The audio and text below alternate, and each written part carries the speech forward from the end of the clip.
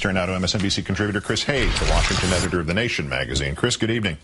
Good evening, Keith. When you were on here last night talking about the political angle of the small business in name-only tax cuts, and we wanted you to come back to you now that the Democrats have decided not to make a fight of it. Why do Democrats expect voters to fight for them when they won't fight for the voters? And why hand their supporter and support, that's a Freudian slip, why hand their supporters this anvil and say, here, hold this till after the election?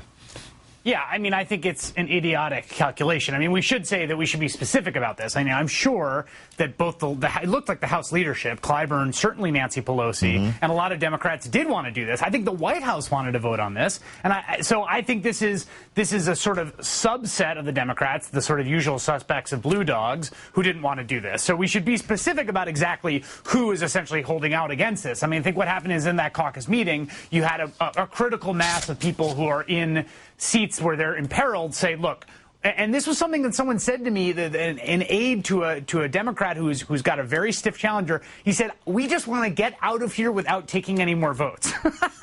And, you know, it reminded me of the exact inverse in 2002 in the run-up to the Iraq War, right? The Republicans pressed their advantage. They scheduled the authorization for the use of military force before the election. And I remember Democrats making the opposite argument then, which is that we have to take it off the table. We have to take the war off the table.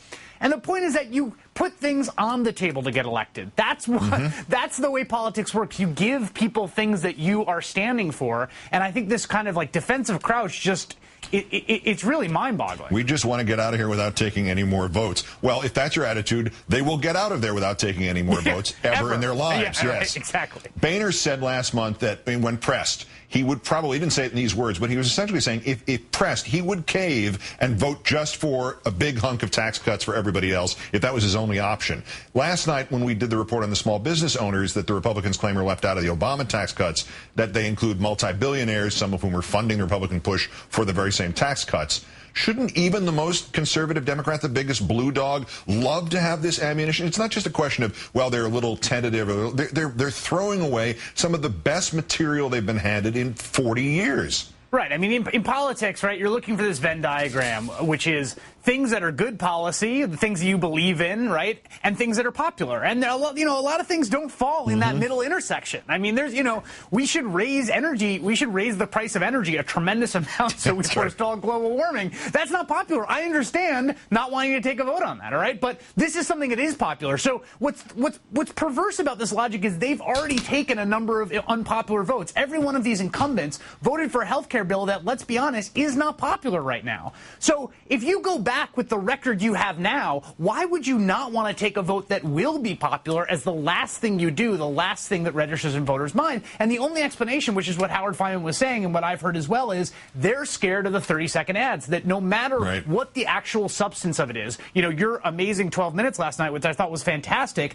voters in, some district, some marginal district, aren't going to see those 12 minutes about what small businesses actually are. What they're going to see is a 30-second ad saying so-and-so voted to raise taxes. Do a 30-second ad of what those small businesses are. I mean, the list, you can do it in 30 seconds. You use the 12 words I said before. Bush tax cuts for the rich, Obama tax cuts for the people. It isn't as complicated as they're making it out to be. And when Senator Feinstein says that the vote on the vote that failed to extend the tax cuts for income over $250,000, that would be subject to manipulation by Republicans. Literally minutes later, Greg Sargent at the Plumb Line had this quote from the GOP. By refusing to address this issue, vulnerable House Democrats can now add the Obama tax hike on small businesses to the long litany of job-killing policies they will be forced to defend between now and Election Day. Paul Lindsay, the guy who said that, he's right, isn't he? Right. Well, it's the most predictable thing in the world, and this is what everyone has been saying. And even people who are not sort of given to hysterics. I mean, Josh Marshall, Talking Points memo, has basically been tearing his hair out on screen over the political sort of malfeasance of this whole thing. But absolutely, they're going to manipulate it either way. Plus, you already have the record you have, right? I mean, you already got high unemployment. You've already voted for bills that are likely not very popular in your district. That's not going away. So why do you want to pull back now, right? And go say, well, remember the health care bill that you don't really like very much, that everyone's talking about that's unpopular? Let's just talk about that. Let's not talk about me fighting for tax relief for middle-class Americans while they try to give tax breaks to the hedge fund people that got us into this mess. The assumption here is that the Republicans will now run no tax ads between now and November 2nd. And of course they will. They'll barrage them with them. Chris Hayes of The Nation. Always a pleasure, Chris. Thank you. Thanks, Keith.